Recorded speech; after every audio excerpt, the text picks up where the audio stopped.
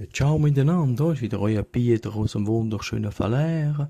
Ja, dann, weisst, bin ich und meine Gelge sind wir umgezogen, oder? In einem neuen Haus. Und dann nachher ist einer vorbeigekommen vom Blumenladen von Ilanz mit einem Strauß und der Karte. Und da drauf ist gestanden auf der Karte Ruhe in Frieden.